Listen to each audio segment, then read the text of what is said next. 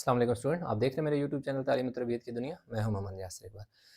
Student जो इस exercise का क्वेश्चन नंबर 6 है, इसका एक ही पार्ट कराऊंगा। बाकी जो इसके नेक्स्ट 3 पार्ट हैं वो बिल्कुल सेम है, इसलिए आप खुद कर सकते हैं। तो इसको एक क्वेश्चन को अगर आप गौर से समझेंगे तो बाकी आप खुद भी कर लेंगे। आपका एक तो प्रैक्टिस भी हो जाएगी, कंसेप्ट बेहतर समझ आ जाएगा। अब उसने हमें दे दिया कि एक कह रहा है कि एक सर्कल है, जैसा कि मैंने यहाँ पर एक सर्कल बना दिया। कह रहा है उसका जो डायामीटर है ना, ये देख सकते हैं यहाँ से लेकर यहाँ तक 18 सेंटीमीटर है। डायामीटर क्या होता है कि यानी कि वो लाइन जो एक सर्कल को 2 बराबर हिस्सों में कट करती है, यूँ समझें, या एक उसके सर्कल के बिल्कुल साइड से शुरू होती है। सर्कल का जो पार्ट होता है, लाइन, कर्व होता है, वहाँ से शुरू होती है। सेंटर से उसका जो सेंटर होता है उससे गुजरकर सीधी स्ट्रेट चली जाती है और दूसरी साइड को टच करती है। तो वो क्या होता है? आपका रेडियस होता है। अगर मैं कोई यहाँ से यहाँ लाइन लगाऊँगा तो वो कोड होगी, वो रेडियस, वो सर्कल का जो डायमीटर होगा वो नहीं होगा। तो अगर यहाँ से लेकर यहाँ तक 18 सेंटीमीटर जो कि उसका डायामीटर है, तो डायामीटर का हाफ जो है वो रेडियस होता है। यानी यहाँ से लेकर यहाँ 9 होगा और यहाँ से लेकर यहाँ तक 9 होगा। इन दोनों को ऐड करेंगे तो 18 बनेगा जो कि डायामीटर।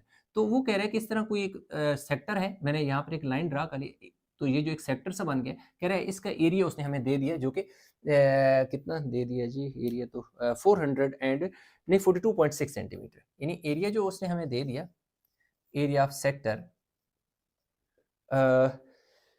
क्या होगा जी?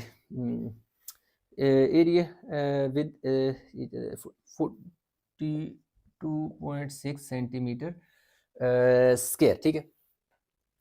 एरिया ऑफ सेक्टर का फार्मूला लिखा हुआ है। एरिया ऑफ सेक्टर ये देखें, इसकी जगह मैं क्या पुट करूंगा? 42.6 is equal to theta. Theta क्योंकि मैंने एंगल, वो कह रहा था कि ये जो एंगल है, ये वाला एंगल, ये आप एंगल फाइंड करके मुझे बताएं। तो इसलिए हमने थीटा फाइंड करना है। तो 360 आपके पास ऐसे ही आ जाएगा। पाई की वैल्यू पुट करें जी 3.14 और आर की जगह लिख लें 9। अच्छा, ये जो पाई है इसकी जगह आप पुट कर सकते हैं 22/7 भी पुट कर सकते हैं, उससे कोई फर्क नहीं पड़ता। अब देखिए 42.6 के साथ आपने 360 मल्टीप्लाई कर देने। क्यों मल्टीप्लाई कर देने? क्योंकि साइड पे डिवाइड हो रहा है तो इधर आके मल्टीप्लाई हो जाएगा। Is equal to theta multiply by 3.14 multiply by 9 9 ज़र 81। अब आपने क्या करना है कि इन दोनों को मल्टीप्लाई कर लेते हैं। Where is calculator?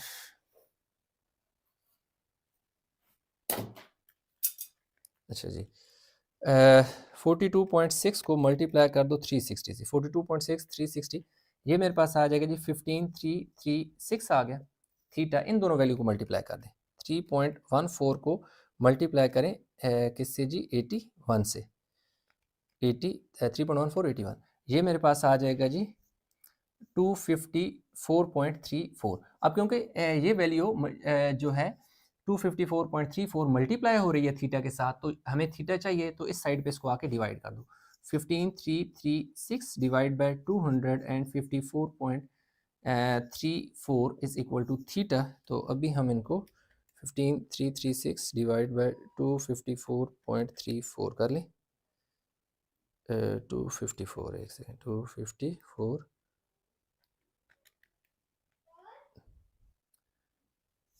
Theta is equal to 60.29 जो 7 है। तो अब इसे थीटा को आप लिख सकते हैं 60.39 है ना। तो ये देखो, इस वजह से राउंड ऑफ हो जाके जो 2 है वो 3 हो जाएगा। ये हमारे पास इसका क्या आएगा जी? आंसर आ गया। तो इसके जो बाकी बाकी के जो पार्ट है ना, वो भी बिल्कुल सेम ऐसे ही होने हैं। सिंपल आपका ये सारी वैल्यू सेम होनी है। सिर्फ ये जो वैल्यू है ना, ये 4.2, इसकी जगह दूसरे क्वेश्चन में आपने पुट कर देना है 11 यानी 117.2 आपने यहाँ पुट करना है। बाकी सेम कैलकुलेशन रहेगी। यहाँ पे फिर दोबारा 214.5 और उससे अगले में 18.9 पुट करेंगे तो हो जाएगा। तो इस तरीके से जो है आप आसानी से ये क्वेश्चन कर सकते हैं। स्टूडेंट, हमारे पास जो क्वेश्चन नंबर 7 है इस एक्सरसाइज का, उसमें उसने हमें एक फिगर दे दी है, जिसमें उसने क्या किया कि एक बड़ा एरिया ऑफ सेक्टर दे दिया है। ये पूरा कंप्लीट ओ सी नहीं ओ सी डी और एक ओ ए बी, एक ये दे दिया। और कह रहा है कि एक तो ये जो शेडेड रीजन है, जो आपको मैंने ग्रीन पार्ट सर्कल किया, कह रहा है इसके मुझे 2 चीज़ें चाहिए। एक मुझे इसका एरिया भी चाहिए और पैरामीटर भी चाहिए। अच्छा, पैरामीटर जो जब हम फाइंड करेंगे, वो कुछ शेप इस तरह की है कि एक ऐसा इस तरह लाइन है, लाइक कर्व सा है ऐसे, इसी तरह एक और ऐसे कर्व है यूं। तो जब आपने इसका पेरीमीटर फाइंड करोगे तो आप देखेंगे कि यहाँ से यहाँ लेंथ कितनी है, फिर ये वाली जो लेंथ कितनी है, फिर ये वाली लेंथ कितनी है और ये वाली लेंथ कितनी है। तो 2 कर्व हैं और 2 स्ट्रेट लाइन है, इन दोनों 4 लाइन जो है 2 कर्व में और 2 स्ट्रेट है, इनको हम ऐड करेंगे तो हमारे पास क्या आ जाएगा, इसका पेरीमीटर आ जाएगा। जब तक जहाँ तक बात है शेडेड रीजन की, तो वो किस तरह निकलेगा। तो बिल्कुल एग्जैक्ट तो ऐसी कोई शेप का फार्मूला एग्जैक्ट हमारे पास उस तरह नहीं हम लगा सकते कि डायरेक्ट इस तरह का कोई फार्मूला लगाएं जिससे ये वैल्यू निकल आए, लेकिन इससे ज़्यादा आसान तरीका ये है, क्योंकि ये यहाँ पर 2 एरिया हैं ऑफ सेक्टर हैं। एक कंप्लीट एरिया ऑफ सेक्टर है जो कि यहाँ से लेकर क्या है ओ से सी और सी से डी, ये बड़ा सर्कल है। जब ये हम फाइंड करेंगे ओ डी सी या ओ सी डी, उसके बाद हम दूसरा निकाल लेंगे ओ ए बी भी निकाल लेंगे। तो जब पूरा इसका एरिया निकालेंगे और उसके बीच में ये वाला स्मॉल पार्ट का जो स्मॉल एरिया है वो भी निकाल देंगे, तो टोटल जो बिगर जो फिगर है उसके अंदर से जो स्मॉल एरिया वाइट एरिया ये निकाल देंगे, तो हमारे पास जो पीछे ग्रीन शेडेड पार्ट है वो निकल आएगा। तो जब मज़ीद अगर सॉल्व करूँगा तो बता दूंगा कि मज़ीद क्लियर हो जाएगा।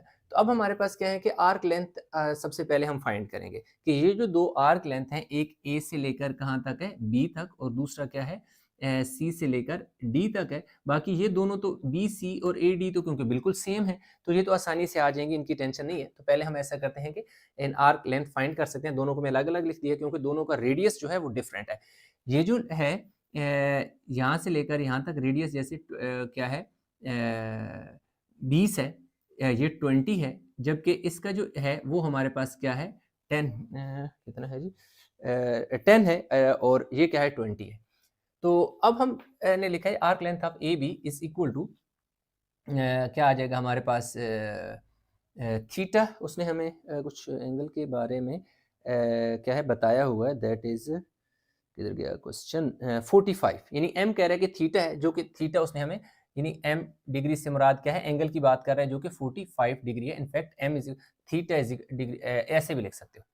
तो अब यहाँ पे वैल्यू पुट करोगे 45 divided by 360 multiply by 2 multiply by 3.14।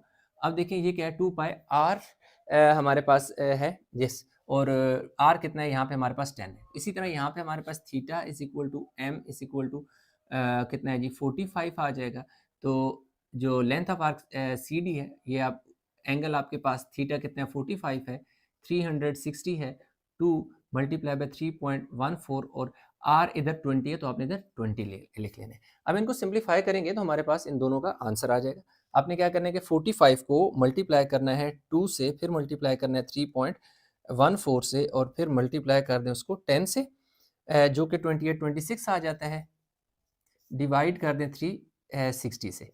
तो इसी को हम डिवाइड कर लेते हैं जी 360, तो ये हमारे पास आ जाएगा जी 7.85 आ जाएगा। ठीक है जी, हमारे पास कितना आ जाएगा जी 7.85। ठीक है, अब इधर देखिए 45 multiply by 2 multiply by 3.14 multiply by 20, जो कि हमारे पास 5652 डिवाइडेड बाय 360 डिवाइड बाय 360। तो ये हमारे पास आ जाएगा जी arc length C D is equal to 15.7 centimetre आ जाएगा। और ये भी हमारे पास क्या है जी आर्क लेंथ आ गई है किसकी, ऑफ ए बी। अब ये दोनों हमारे पास जब आर्क लेंथ आ गई हैं, तो अब हमारे पास यानी कि इसकी भी लेंथ आ गई है, दैट इज मैं यहाँ पे लिख देता हूँ, ये वाली जो लेंथ है ना ये हमारे पास आ गई 7.85 है, और ये क्या है 15.7 सेंटीमीटर है। ये तो दोनों आ गई, यानी यहाँ से यहाँ पे आ गई, यहाँ से यहाँ पे भी आ गई। अब हमें चाहिए ये बी सी और ए डी। अब आप देखें तो असल में जो हमारे पास बी सी और ए डी है वो दोनों इक्वल हैं, B C is equal to A D. तो इन दोनों की वैल्यू क्या निकलेगी, इन दोनों की वैल्यू इस तरह निकलेगी कि जो आपके पास ओ है ना सी है, जो कि यहाँ से लेकर यहाँ तक का जो टोटल फासला है वो आपका कितना है जी 20 है। उस 20 में से आप क्या करें, यहाँ से लेकर यहाँ तक का जो पार्ट है, इनफैक्ट यहाँ से यहाँ जितना पार्ट है उतना ही यहाँ से यहाँ पार्ट है। अगर यहाँ से यहाँ 10 है तो यहाँ से यहाँ पे भी 10 होगा, 10 माइनस कर लें 10 सेंटीमीटर, तो जो हमारे पास ये कितना आ जाएगा 10 सेंटीमीटर। तो इसका मतलब है कि यहाँ से यहाँ तक कितना है आपके पास 10 सेंटीमीटर है, और यहाँ से यहाँ पे भी क्या है 10 सेंटीमीटर है। अब हमने क्या निकालना है जी, पेरीमीटर ऑफ शेडेड रीजन। आसान हो गया, perimeter of shaded perimeter of shaded region is equal to, अब इन सारे लेंथ को आपने ऐड कर लेने। ये 50 यहां से शुरू कर लेते हैं, 15.7 है। अब फिर यहां से यहां आते हैं तो आपके पास कितना है, ये 10 है। फिर आपके पास ये वाली आर्क लेंथ आ जाएगी 7.85 है, और जब यहां से यहां 7.85 है, फिर यहां से यहां क्या है, 10 है। इन सारों को हम अभी जमा कर लेते हैं। 15.7 हो गया, 10 हो गया, 7.85 हो गया, और देन 10 हो गया। तो ये 43.55 आ रहा है। तो हम 43.55 सेंटीमीटर आ रहा है। तो आप इसको 43.6 सेंटीमीटर राउंड ऑफ करके लिख देंगे, जो कि आपके पास आ जाएगा पेरीमीटर ऑफ शेडेड रीजन आ गया। तो पहला पार्ट जो है हमने कर लिया जी कंप्लीट। वीडियो को पास करके बेशक ये उतार लें, ताकि इसका जो नेक्स्ट पार्ट है वो हम कंप्लीट करें। अच्छा, तो स्टूडेंट हमारे पास जो पेरीमीटर था वो हमने फाइंड कर लिया था। दूसरा जो पार्ट आप समझें, या इसकी दूसरा डेफिनेटली पार्ट ही होगा कि दूसरा एरिया हमने फाइंड करना है। तो इसी तरह क्योंकि हमारे पास ये इसे दो पार्ट में हम डील करेंगे। एक दफ़ा ये यहाँ से लेकर यहाँ तक ये लाइन ऐसे घूम के ये पूरा एरिया निकालेंगे, जिसमें ये शेडेड और अनशेडेड दोनों एरिया आएंगे। और दूसरा एरिया हम फाइंड करेंगे ये OAB ये वाला जो अनशेडेड है, ये फाइंड कर लेंगे। एक दफ़ा जब शेडेड और अनशेडेड पूरा एरिया आ जाएगा, और दूसरी सूरत में हमारे पास अनशेडेड सिर्फ अनशेडेड आएगा, तो पूरी जो फिगर है, जो जिसका एरिया है, उसमें से जब हम ये अनशेडेड निकालेंगे तो पीछे एरिया ऑफ शेडेड रीजन बच जाएगा।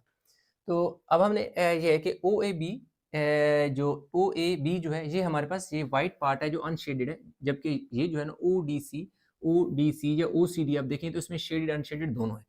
तो इधर जो रेडियस है 10 है। अब यहाँ देख सकते हैं कि जो यहाँ से लेकर यहाँ तक 10 है, तो इसलिए यहाँ पर मैंने रेडियस इसका क्या लिख दिया, 10 लिख दिया। जबकि जब मैं इस पूरी फिगर को एक साथ डील करूंगा, यहाँ से लेकर यहाँ ऐसे, तो आप देख सकते हैं कि यहाँ से यहाँ 20 है, तो डेफिनेटली यहाँ से यहाँ पे भी क्या होगा, 20 होगा। आप चाहें तो इधर कैपिटल आर लिख लें, ठीक है, और इधर भी कैपिटल आर लिख लें, क्योंकि उसने इसी तरह कैपिटल आर की शक्ल में दिया हुआ। तो चलें वैल्यू पुट कर लेते हैं। एंगल जो है वो हमारे पास कितना है जी, 45। देख लेते हैं कि एंगल उसने 45 ही दिया हुआ है ना, किधर गया जी question. Yes, theta is equal to, आप लिख सकते हैं जी, theta is equal to M is equal to 45। इधर भी आप लिख लेंगे theta is equal to M is equal to 45, क्योंकि एंगल क्वेश्चन असल में एम से रिप्रेजेंट किया हुआ है, तो यहाँ पर तो इसलिए मैंने साथ एम लिख दिया। थीटा की जगह हमने 45 लिख दिया, 360 आपने ऐसे ही लिख देना है। पाई की जगह 3.14 पुट कर लें, और आर की जगह आपने पुट कर देना है जी 10 का स्क्वायर। तो अब आपने करना ये है कि 45 को मल्टीप्लाई कर दें, 45 को मल्टीप्लाई कर दें 3.14 से, और फिर उसको मल्टीप्लाई करें किससे, 10, एंड देन अगेन 10। 10 के स्क्वायर का मतलब है कि आप 100 भी डायरेक्ट मल्टीप्लाई कर सकते हैं, अदरवाइज आप 10 इंटू 10 यानी 45 मल्टीप्लाई बाय 3.14 मल्टीप्लाई बाय 100 कर लें, या यूं कर लें 45 मल्टीप्लाई बाय 3.14 मल्टीप्लाई बाय 10। तो फिर इक्वल, एंड देन मैं लिख भी देता हूँ जो वैल्यू मेरे पास आई है, 14130 आ जाएगा, और नीचे मेरे पास क्या आ जाएगा जी, 360। अब इसी को मैं डिवाइड कर देता हूँ 360 पे। तो एक सेकेंड, 14130 डिवाइडेड बाय 360, तो मेरे पास आ जाएगा जी 39.25 सेंटीमीटर स्क्वायर। सेंटीमीटर में गिवन है जी, इसकी वैल्यू किधर गई जी, यस सेंटीमीटर। तो ये आ जाएगा मेरे पास, कौन सा सेक्टर आ गया, ओ ए बी का आ गया। अब हम इधर वैल्यू निकालते हैं, तो देख सकते हैं जी, थीटा की जगह हमने 45 पुट करना है, नीचे 360 आपने ऐसे ही लिख देना है, पाई की जगह 3.14 पुट कर देना है, और आर की जगह आपने 20 का स्क्वायर ले लेना है। अब ऐसे यहाँ कैसे मल्टीप्लाई होगा, देखो 45 मल्टीप्लाई होगा किससे, 3.14 से, और उसको आप मल्टीप्लाई कर दोगे 400 से, या आप यूँ कहें कि 20 इंटू 20, तो आपके पास 55800 डिवाइड बाय 360 आ जाएगा।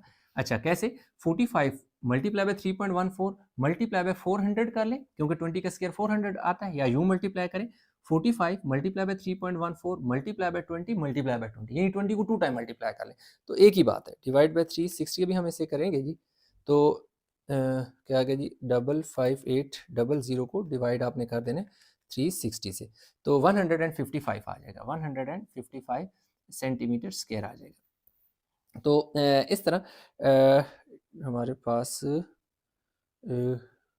20 ही था, एक से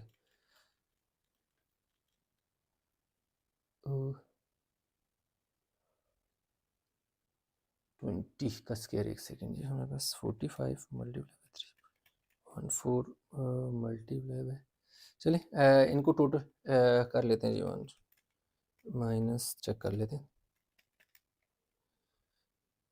हाँ ठीक है, ये इतना ही आता है, मैं ऐसा काउंटर चेक कर रहा था। अब हमारे पास आ जाएगी लास्ट में, आपने क्या निकालना है जी, एरिया ऑफ शेडेड रीजन। कौन से शेडेड रीजन की बात हो रही है, A B C D, A B C D equal आ जाएगा कि जो टोटल एरिया है आपके पास 155 में से आपने निकाल देना है जी 39.25, तो आपके पास आ जाएगा जी 115.75, जिससे आप राउंड ऑफ करके 116 सेंटीमीटर स्क्वायर लिख देंगे। अब ये किस तरह होगा, अब यार ये जो 155 है ना, इसमें क्या है कि इसमें ये जो ग्रीन पार्ट है 155 में, ये ग्रीन और वाइट दोनों रीजन है, जबकि हमें ये सिर्फ ग्रीन चाहिए, ये नहीं चाहिए, वाइट नहीं चाहिए। जबकि आपके पास जो वाइट पार्ट है जो अनशेडेड है, दैट इज 39.25, ये जो वाइट पार्ट है ये 39.25 आया है, जबकि ये जो वाइट पार्ट है जो कि अनशेडेड है और जो शेडेड है, अनशेडेड और शेडेड दोनों को जब हमने कंप्लीट एरिया निकाला तो वो 155 आया। तो हमें तो शेडेड अनशेडेड नहीं चाहिए, हमें सिर्फ शेडेड चाहिए। तो जो शेडेड और अनशेडेड का एरिया 155 आया था, उसमें से हमने अनशेडेड जो कि हमारा 39.25 था उसको माइनस किया, तो ये ग्रीन पार्ट जो है वो हमारे पास 116 सेंटीमीटर स्क्वायर एरिया आ गया।